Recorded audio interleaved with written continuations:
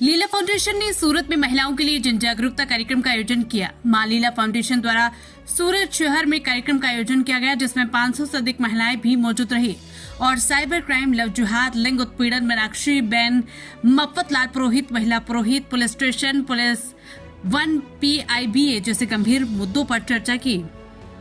भट्टी के साथ real estate manager director Nilesh भाई जादव, साइबर क्राइम पुलिसकर्मी भी मौजूद रहे। एडवोकेट वनिताबेन भट्टो, रचा व्यास, लीलाबेन, मफतलाल पुरोहित भी मौजूद थी। जी, आपનું નામ? મારું નામ મીનાક્ષી મફતલાલ પુરોહિત। મીનાક્ષીબેન, આજે જે કાર્યક્રમ કરવામાં આવશે તેના વિશે કાર્યક્રમ કરવામાં આવ્યો? આજનો જે કાર્યક્રમ છે તે મારા મા લીલા ફાઉન્ડેશન દ્વારા સુરત ખાતે અમારા પુરોહિત સમાજ અને આજુબાજુ રહેતી કોઈ પણ બીજા સમાજની બહેનો હોય, દીકરીઓ માટે જાગૃતિ, એકતા અને આપણા ધર્મ માટે સજાગ થઈને સોશિયલ મીડિયા આજના સમયમાં કઈ રીતે યુઝ કરવો એના માટેનું એક એકત્રિત કરીને સ્ત્રી શક્તિનો આ કાર્યક્રમ મારા ફાઉન્ડેશને આયોજન કર્યો છે। આ ફાઉન્ડેશન બીજી કઈ સેવા કે પ્રવૃત્તિ કરી રહી છે?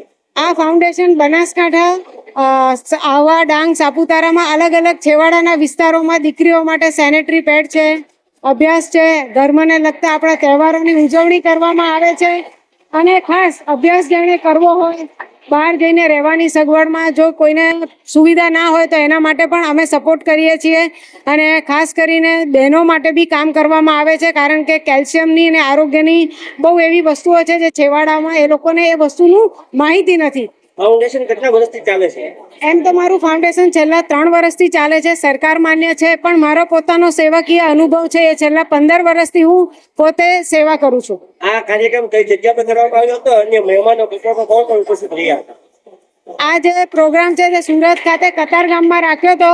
એમાં લીલાબેન પુરોહિત જે મારા માતાશ્રી છે એમની ઉપસ્થિતિ હતી। ત્યારબાદ આપણા PI ભટ્ટ મેડમ છે, નીલેશભાઈ જાદવ છે જે રિયલ એસ્ટેટના મેનેજિંગ ડિરેક્ટર છે, વનિતાબેન ભટ્ટ છે અને રૂચાબેન વ્યાસ અને અમારા સમાજના અને સાઉથ ઝોનના પ્રવક્તા શ્રી મહેશભાઈ પુરોહિત પણ આ પ્રોગ્રામમાં હાજર રહ્યા હતા। મોટી સંખ્યામાં મહિલાઓ હાજર રહી સભાથી તેમને સંદેશ આપશો? 500 જેટલી બહેનો અને બાળકો હાજર હતા અને મારી દરેક બહેનોને એક જ અપીલ છે કે તમારી શક્તિ જાણો, એકતા જાણો, પોતાની શક્તિનો સદુપયોગ કરી સમાજ અને પરિવાર માટે કઈ રીતે આપણે સહભાગી સારો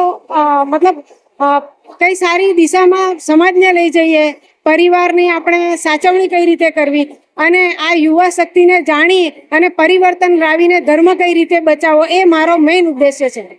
થેન્ક યુ।